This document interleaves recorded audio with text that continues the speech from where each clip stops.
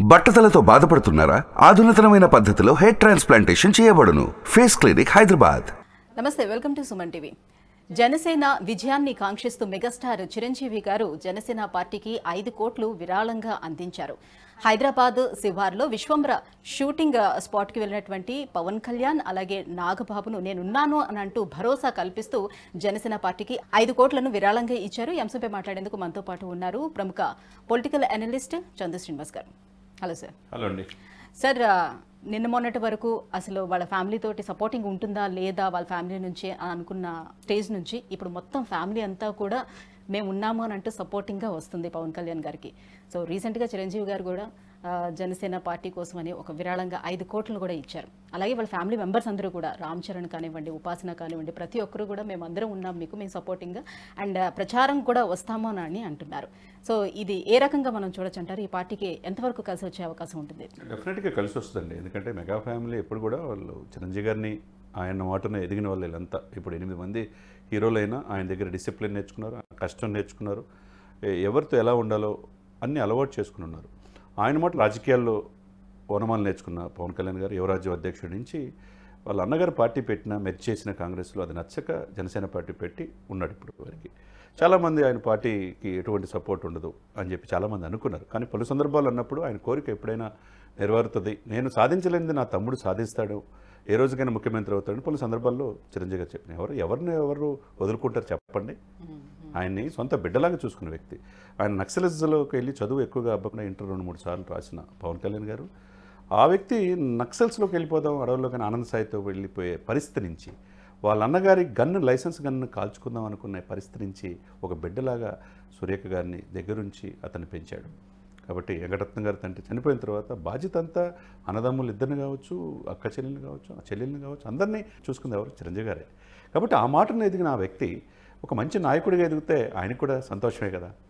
రాజకీయాలు నాకు వద్దనుకున్నాడు, హ్యాపీగా సినిమాలు తీసుకుంటున్నాడు, మనవరాలతో ఆడుకుంటున్నాడు, సేవా కార్యక్రమాలు చేస్తున్నాడు. నాకు నచ్చిన దానికి, నాకు వచ్చిన దానికంటే, నేను ఆశించిన దానికంటే భగవంతుడు ఎక్కువ ఇచ్చాడు. ఇంకేదున్నా కానీ హాస్పిటల్ కడతానంటున్నాడు, లేకపోతే వాళ్ళకి స్కూల్స్ నిర్మిస్తా అంటున్నాడు. అంటే ఎప్పుడు లేని విధంగా చిరంజీవి గారు మనం చూసాం. ఆల్రెడీ బ్లడ్ బ్యాంక్ కావచ్చు, ఐ బ్యాంక్ కావచ్చు, కరోనా సమయంలో ఎంత సేవ చేశాడండి. ఇది సేమ్ అయ్యే లక్షణాలు పవన్ కళ్యాణ్కి వచ్చినాయి. పవన్ కళ్యాణ్ ఇప్పుడు రాజకీయాల్లో చిరంజీవి గారు పవన్ కళ్యాణ్ సపోర్ట్ చేయకుండా జగన్కి ఎలా చేస్తాడు? చేయడు కదా. అదే సమయంలో ఈ యొక్క అనేక ఆరోపణలు, అనేక ఇది మధ్య ఆయన షూటింగ్కి వెళ్ళటం స్వయంగా పవన్ కళ్యాణ్ గారు ఈ సమయంలో ఒక రకంగా పార్టీలో కొంతమంది బయటికి వదిలిపెట్టి వెళ్ళిపోయే సమయంలో, ఆశించిన టికెట్లు రాని సమయంలో, అనేక రకాల సమయంలో చిరంజీవి గారు రావటం, మెగా ఫ్యాన్స్ అందరూ కూడా పవన్ కళ్యాణ్ ఉన్నారనేది ఒక స్పష్టమైన సంకేతం వచ్చింది. అదే సమయంలో ఆ ఫ్యాన్స్ని కోఆర్డినేట్ చేసే నాగబాబు గారు కూడా ఆ వేదికలు ఉంటాం. ముగ్గురు అన్నదమ్ములు కలిసి వాళ్ళ యొక్క విలవేలిపైన ఆంజనేయ స్వామి దగ్గర ఫోటో దిగటం. అదే సమయంలో మీరు చూడండి, ఆయన రాగానే తమ్ముడిని అక్కుని చేర్చుకోగానే ఆయన కాళ్ళకి నమస్కారం పెట్టి ఆశీర్వాదం తీసుకున్నాడు. వెంబటే 5 కోట్లు చెక్ ఇచ్చాడు. నీ కోరిక, నీకు సంకల్పం నెరవేరాలని కోరుకున్నాడు. అదేవిధంగా షూటింగ్లో స్పాట్ అంతా కలిపి ఫోటో దిగారు పవన్ కళ్యాణ్తో, త్రిష గారి ద్వారా అంతా. అంటే ఏంటంటే ఇవన్నీ కూడా మంచి పరిణామంగా మనం భావించాలి. ఒక అద్భుతమైన అవకాశం. షార్క్ 2019 ఎలక్షన్స్ అప్పుడు ఇంత సపోర్టింగ్ కనిపించలేదు, ఇప్పుడు కనిపిస్తుంది ఎక్కువగా. డెఫినెట్గా కనిపించింది. వాళ్ళ కుటుంబం కూడా, మాధవి గారు కావచ్చు, బ్లడ్ బ్యాంక్ వ్యవహారాలు చూసే మాధవి గారు వాళ్ళ సిస్టరు, ఆమె రాజకీయంగా కొద్దిగా అంతకుముందు చిరంజీవి గారు తిరుపతిలో పోటీ చేసినప్పుడు స్వయంగా ఇంటింటికి తిరిగి ప్రచారం చేశారు. అదే ఇది రేపు పిఠాపురంలో చేయబోతున్నారు వాళ్ళ ఫ్యామిలీ అంతా. ఒకవైపు రామ్ చరణ్ గారు ఎప్పుడూ చెప్తుంటాడు, నా బాబాయిని చూసి నేను చాలా నేర్చుకున్నాను, బాబాయ్ అడిగినా అడగకపోయినా ప్రచారానికి వెళ్తాను, అవసరమైతే ఏదైనా చేయడానికి సిద్ధమన్నాను.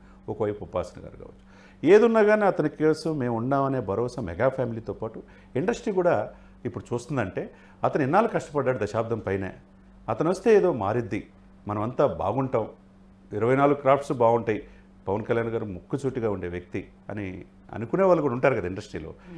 కాకపోతే సినిమా పరిశ్రమ కూడా మంచిగా ఉండాలి అంటే మాకు ఆయన కావాలని కోరుకునే వాళ్ళు ఉంటారు. కాబట్టి ఎప్పుడు లేని విధంగా వీళ్ళందరూ భరోసా ఇవ్వటం. ఒకవైపు స్టార్ క్యాంపెయిన్లు కూడా మీరు చూసే ఉంటారు.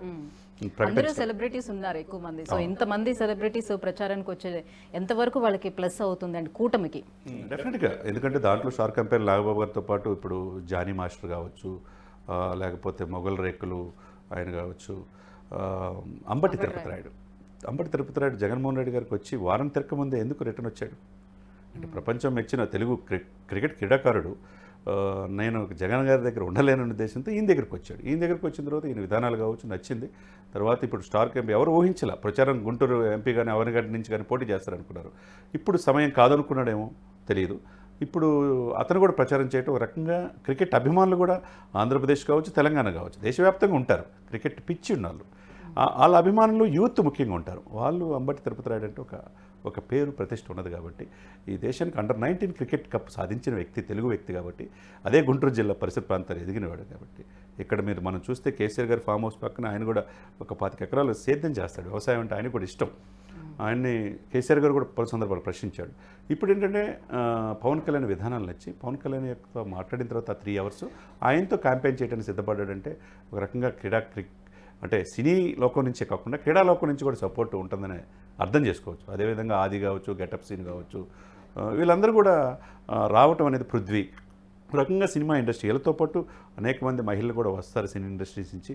పవన్ కళ్యాణ్ అంటే ఇష్టపడే వాళ్ళు ఉంటారు, పవన్ కళ్యాణ్ అభిమానించే వాళ్ళు ఉంటారు, ఈయన ముఖ్యమంత్రి అయితే బాగుంటుందని కోరుకునే వాళ్ళు ఉంటారు.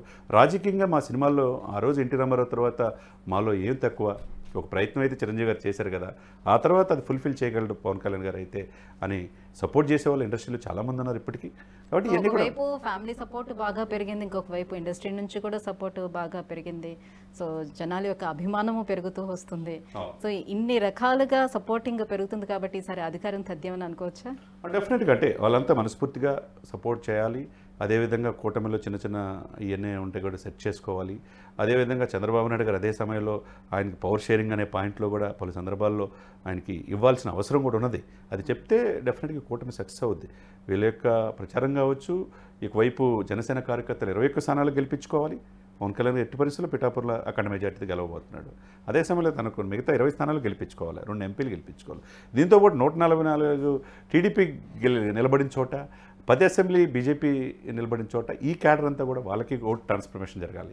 ఇవన్నీ కూడా ఒకరికొకరికి లింకప్ అయి ఉంది. ఈ 3 పార్టీలు సఖ్యతగా ముందుకెళ్తే డెఫినెట్గా వాళ్ళు అనుకున్నది సాధించడానికి అవకాశం ఉంటుంది. లక్కీగా జగన్మోహన్ రెడ్డి గారికి సినీ ఇండస్ట్రీ అంతగా సపోర్ట్ లేదు. గత ఎలక్షన్లో లేదు, ఇప్పుడు అంత లేదు. ఒక పోసాని కృష్ణమురళి తప్పితే ఇంకెవరున్నారు చెప్పండి, రామ్ గోపాల్ వర్మ, అంతగా పట్టించుకోరు ప్రజలు. కాకపోతే ఇక మొత్తం ఇండస్ట్రీ అంతా ఏంటంటే చిరంజీవి గారు ఎప్పటికీ ఆయన నెంబర్ 1గానే కొనసాగుతున్నాడు. ఆ తర్వాత రామ్ చరణ్ వచ్చాడు. అయితే వాళ్ళ ఇంటి నుంచి ఎంతోమంది వచ్చారు. మెగా ఫ్యామిలీతో పాటు మిగతా అందరిని కూడా ఎక్కడైతే ఇతనికి పవన్ కళ్యాణ్ గారికి ఒక ప్లస్ ఏంటంటే ఎవరిని కూడా విమర్శించే వ్యక్తి కాదు. అందరు నా వాళ్ళు అందరూ ఎదగాలని కోరుకునేవాడు. ఎవరు హిట్ ఇచ్చినా ఆ సినిమా అభినందించే వ్యక్తి చిరంజీవి గారి లాగా.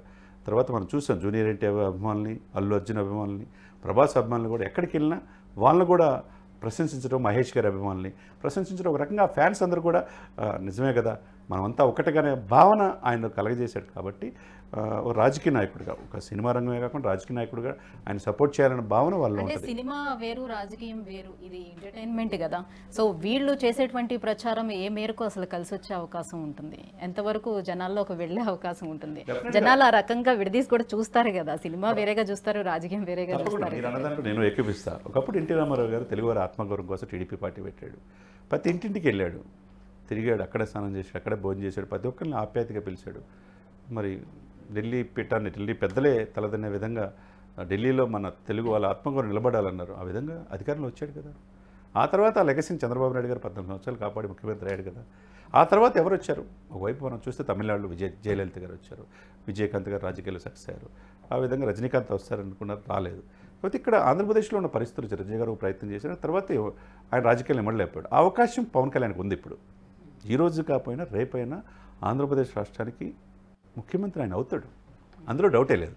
కాబట్టి అప్పటి వరకు ఆ క్యాడర్ని కాపాడుకోవాలి, ఆయన విధానాలను ప్రజల్లో చొప్పించాలి, అందరినీ సలహాలు సూచనలు తీసుకోవాలి. ఎందుకు ఈ పార్టీ పెట్టారనేది ఆయన స్పష్టంగా చెప్పగలుగుతున్నాడు. ముందు జగన్మోహన్ రెడ్డి గారిని గద్దె దించితే మనం అధికారంలో వచ్చినప్పుడు మీరు అనుకున్న కోరిక డెఫినెట్గా నెరవేరుతుంది అని నిన్న కూడా స్పష్టంగా చెప్పాడు. పిఠాపురంలో ఆయన సభలో కూడా చెప్పాడు, మీరు ముఖ్యమంత్రి దాదాపుగా నాకు అనుకున్నంత అనకాపల్లిలో అనుకుంటా, ఎక్కడ చూసినా మీరు అదే మాట అంటున్నారు, అది కూడా ఆ టైం వస్తుంది, డెఫినెట్గా మీ కోరిక నెరవేరుద్ది అన్నాడు. అంటే ఏంటి, ఆయన స్పష్టంగా ముఖ్యమంత్రి అవుదామని ఆయన మనసులో ఉన్నది. ఏ రోజైనా ఎట్లయినా అవకాశం రావచ్చు. ఇప్పుడు 2024లో వచ్చినా ఆశ్చర్యపడాల్సిన అవసరం లేదు. కాబట్టి అద్భుతమైన అవకాశం ఆయనకు ఉన్నది. ఎందుకంటే 10 సంవత్సరాల నుంచి పార్టీ కాపాడుకున్నాడు. కాబట్టి కొంతమంది వెళ్ళిపోయిన వాళ్ళ యొక్క విభేదాల వల్ల రేపటి రోజున వచ్చేవాళ్ళు ఉంటారు. పార్టీ కనిపెట్టుకునే వాళ్ళకి మంచి భవిష్యత్తు ఉండే అవకాశం ఉన్నదన్నమాట. Right, thank you so much sir ఈ అంశంపై మాట్లాడినందుకు. Thank you. సుమన్ టీవీలో మీ పర్సనల్ అండ్ బిజినెస్ ప్రమోషన్స్ కోసం కింది నెంబర్కి కాంటాక్ట్ చేయండి.